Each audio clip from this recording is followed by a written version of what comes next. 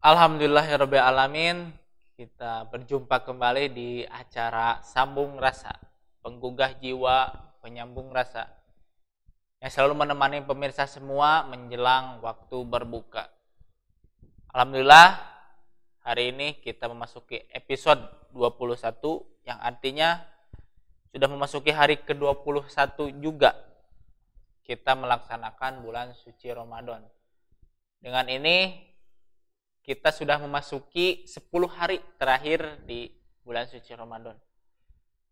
Sudah hadir di hadapan kita Al-Ustadz Kiai Haji Om Surahman yang akan memberikan tausiah kepada kita semua dan akan menjawab pertanyaan yang nanti menjadi bahasan kita di hari ini. Untuk 10 hari terakhir di bulan Ramadan ini banyak sekali perbincangan. Maka akan kita tanyakan langsung kepada Ustadz.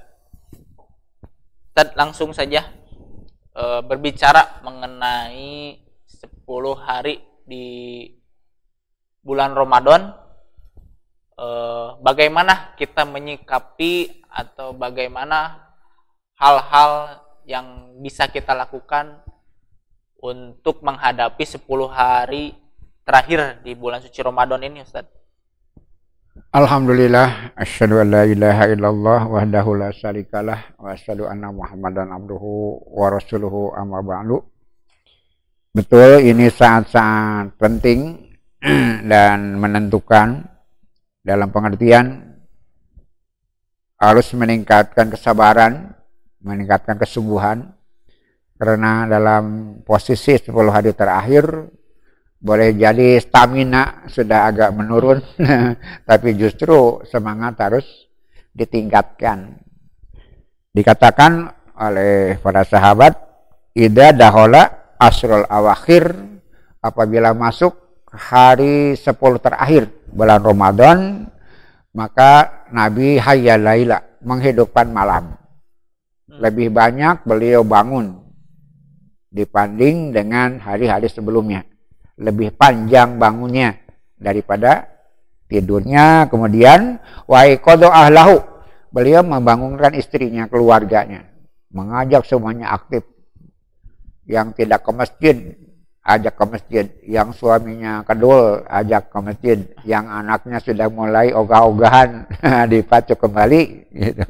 Kemudian wasada mizara, beliau mengencangkan ikat pinggang. Nabi memaksimalkan ikhtiar pada bulan Ramadan. Pertama, meningkatkan amal dirinya. Kedua, memacu semangat istrinya. Kemudian menggerakkan semua keluarga untuk sama-sama menghirupkan akhir-akhir malam pada bulan Ramadan. Itu logis dan masuk akal. Kenapa? Tadi kita sampaikan, barangkali kita sudah mulai agak bosan, kemudian pengulangan berulang-ulang, boleh jadi pergi ke masjid sudah mulai ogah-ogahan, kemudian apalagi ibu-ibu, nah, masalah Lebaran sudah mulai membayangi kehidupan, bahkan ada tambahan, kan? Harga-harga barangkali naik. Tapi justru sebetulnya itu yang dimaksud.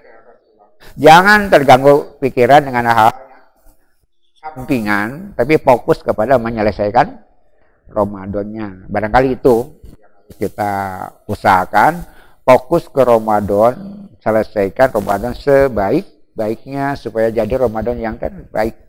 Walaupun hal-hal yang lain yang berkaitan dengan kehidupan itu kita tidak dilarang itu, tapi jangan mencuri perhatian, mengambil perhatian, merampas gitu perhatian kita, sehingga orang sudah tidak sempat lagi ke masjid, sudah tidak sempat lagi baca Quran, sudah tidak sempat lagi mendengarkan ceramah, terlalu sibuk dengan masalah menjelang akhir Ramadan.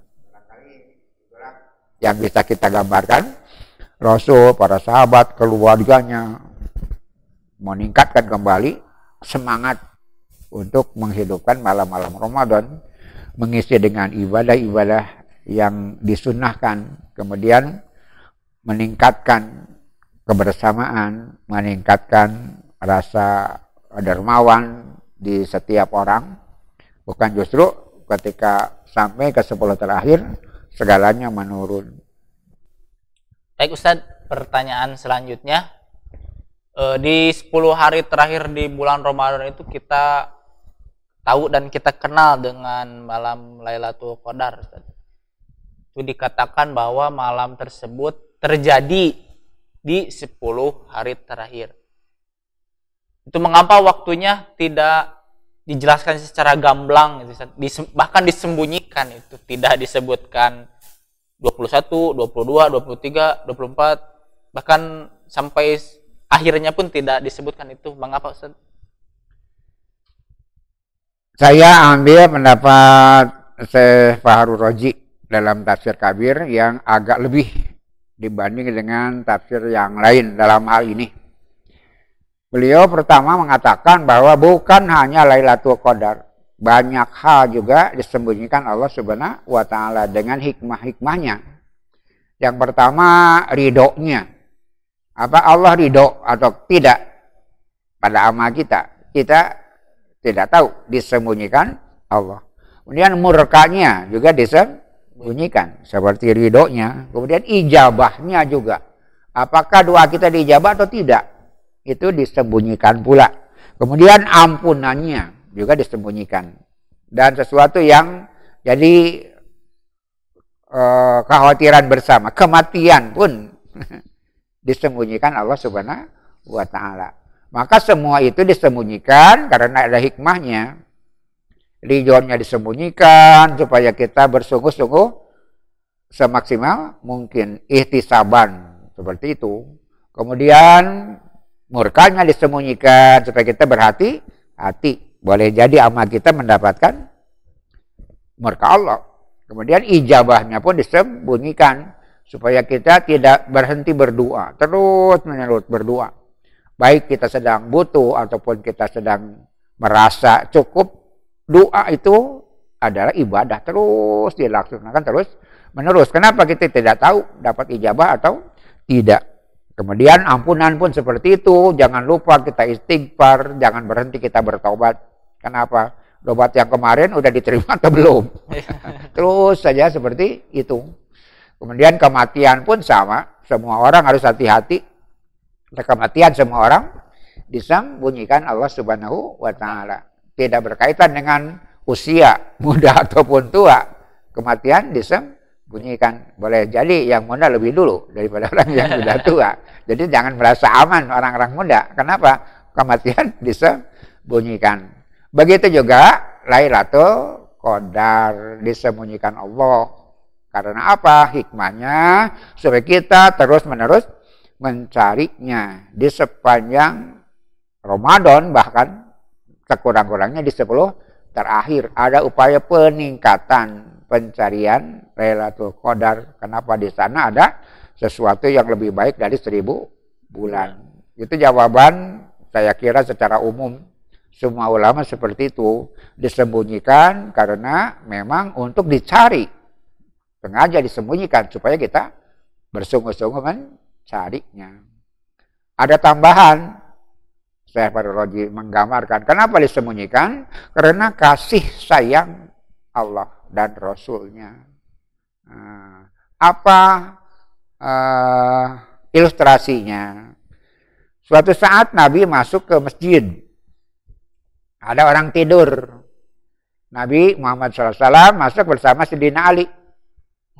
Maka Nabi bersabda, "Ya Ali, nabihu liyatawaddo." Begitu. Ali, bangunkan orang itu supaya dia dapat berwudu karena sudah masuk waktu sholat. Nabihu liyatawaddo. Bangunkan orang itu supaya cepat berwudu. Itu Ali melakukan perintah Rasulullah, tapi ada kepala saran, kenapa nyuruh beliau? Gitu. Bukan tidak mau disuruh, cuma biasanya bukan begitu. Kalau ada amal soleh, Nabi mah melakukan sambil beliau melakukan. memberi contoh bersama-sama, perintah dengan contoh. Bahkan seringkali memberi contoh dulu baru perintah. Tapi untuk yang membangunkan yang tidur di masjid, Nabi cuma menyuruh, ya Ali Nabi uliyatawallah, Ali bangunkan. Itu. Ali bertanya, kenapa? Anta sabakun bil khairat. Engkau biasanya Rasulullah yang paling dulu melakukan kebaikan. Beliau memerintah, kemudian memerintah mencontohkan. Beliau memerintah, beliau dulu yang lakukan. Tapi kenapa ini? Membangunkan orang sedang tidur, cuma menyuruh saja. Nabi ditanya oleh Ali, kenapa begitu? Anta sabaku bil khairat. Biasanya Anda lebih dulu melakukan kebaikan. Kenapa? Saya yang disuruh. Kan pertanyaan, kenapa Nabi menyuruh? Ali tidak beliau bangunkan. Padahal beliau bisa lakukan. Tapi menyuruh Ali bangunkan dia. Nabi menjawab, ini khositu jinayatahu wa in aba. Aku tidak bangunkan oleh aku sendiri, karena aku takut dia menolak. Gitu. Aku takut dia tidak bangun. Kenapa? Kalau aku suruh dia tidak menurut, aku suruh bangun, dia tidak bangun, dia berdosa kepadaku. Tapi kalau engkau suruh bangun, tidak bangun, kepadamu tidak berdosa. Gitu. Kalau Ali yang membangunkan kemudian tidak bangun, tidak berdosa. Tapi kalau Rasul menyuruh membangun, tidak bangun, dosa. Begitu. Ketika tidak menurut kepada Ali, tidak dosa. Tapi ketika tidak menurut kepada Nabi, dosa. Kenapa Lailatul Qadar disembunyikan? Kalau Nabi beritahu malam ini Lailatul Qadar, kita tidak menambah amal, dosa. Itu. Jadi kata Pak Roji, karena Nabi sayang. Kenapa tidak diberitahu? Karena Nabi sayang. Kalau kita tahu kemudian tidak lakukan apa-apa, kita diberitahu kemudian kita tidak nambah semangat, itu berdosa. Begitu kata saya Pak Roji, ada dua. Satu, kita tidak diberitahu supaya kita cari di semua malam itu. Yang kedua, Nabi tidak beritahu karena apa? Karena dia sayang kepada kita. Andaikan beliau beritahu Ramadan sudah tanggal 20, nanti malam Lailatul Qadar. Kemudian orang tidak ke masjid. Orang tidak sholat malam. Orang tidak baca Quran. Tidak kelihatan sama sekali semangat pertama ketika Nabi kasih tahu. Itu dosa. Itu sebabnya Nabi tidak kasih tahu. Supaya kita mencarinya dengan kesadaran kita sendiri. Dan ketika tahu pun boleh jadi tidak semua orang bersemangat mencarinya. Itulah masalahnya. Jadi ada dua. Kenapa tidak diberitahu? Satu, seperti jawaban semua ulama pada umumnya, sengaja disembunyikan supaya kita mencarinya. Sungguh-sungguh mencarinya kalau disembunyikan itu. Yang kedua, karena Allah Subhanahu wa Ta'ala dan Rasulullah SAW sayang kepada kita. Boleh jadi kalau dikasih tahu banyak orang berdosa. Karena tidak menampakkan semangat atau meningkatkan ibadat. Padahal janjinya begitu besar. Khairun min alfi syahrin. Kemudian tidak ada perhatian. Bagaimana dengan imannya? Demikian barangkali yang bisa kita perbincangkan tentang Lailatul Qadar. Terima kasih Ustadz atas jawabannya. Alhamdulillah sudah terjawab pertanyaan yang menjadi pembahasan di hari ini. Pelajaran yang bisa kita ambil di 10 hari terakhir di bulan suci Ramadan ini, sudah saatnya kita meningkatkan lagi semangat kita untuk beribadah kepada Allah Subhanahu wa Ta'ala, karena ini dicontohkan langsung oleh Rasulullah bahwa di 10 hari terakhir beliau mengajak istrinya dan keluarganya untuk semangat melaksanakan ibadah, bahkan ditambah lagi semangatnya itu di 10 hari terakhir. Tadi berkaitannya dengan malam Lailatul Qadar yang sengaja Allah dan Rasulnya sembunyikan supaya kita bisa mencarinya di setiap malam. Sekian untuk pembahasan hari ini. Kita berjumpa kembali di jam dan waktu yang sama. Billahi taufiq wal hidayah. Wassalamualaikum warahmatullahi wabarakatuh.